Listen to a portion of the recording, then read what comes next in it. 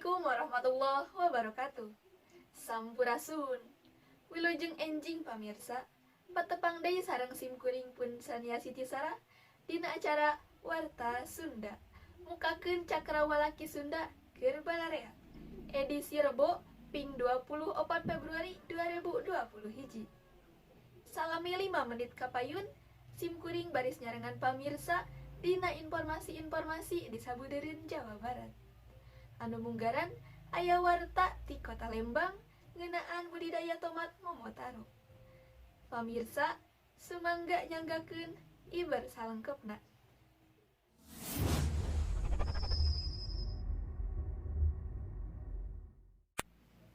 Tomat teh beda-beda tur ya rupana. Disagedengeun tomat nu ilahar dijual di pasar tradisional, kiwari aya tomat nu beda teh nyaeta tomat Momotaro. Hargana kawilang mahal. Eta tomat teh dibudidayakeun ku patani Lembang tur dierong boga pangaji anu mahal.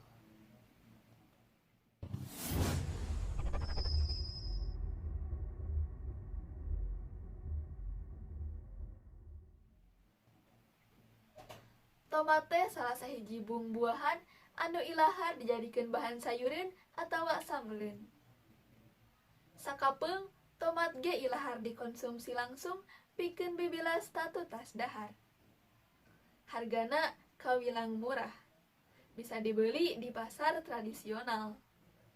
Kiwari aya tomat hasil budidaya anyar ngaranna tomat Momotaro.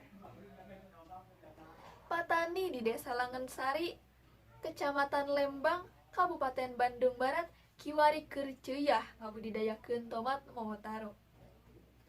Eta tomat Momotaro teh mibanda pangaji nu kawilang mahal batan tomat lokal lantaran kualitasna punjul. Di lelewek Lembang, tomat Momotaro bisa tumuwuh kalawan hade. Samalah hasilna bisa dipanen 3 kali dina jero saminggu. Parang mangsa panen, mupu tomat Momotaro teh teu bisa sagawayah. Kudu luyu kana aturan sangkan bisa awet tur ta pangajina bisa tetep punjul.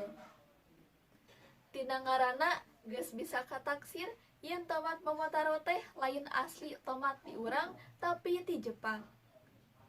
Tumuwuhna tomat Momotaro kawilang langka di Indonesia lantaran kudu ngaluyukeun hawa katut lingkungan di Indonesia.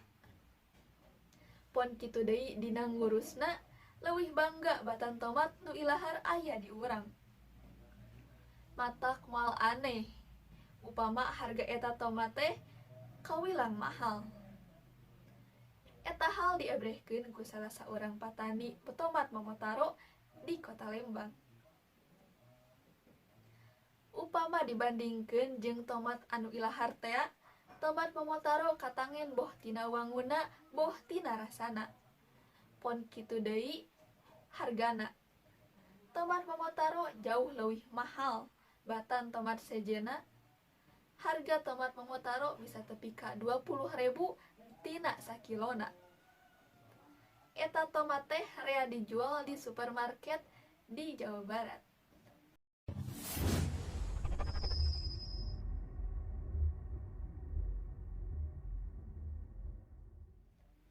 Pamirsa, informasi anu nembe mangrupi informasi pamungkas dina pidangan warta danget ieu.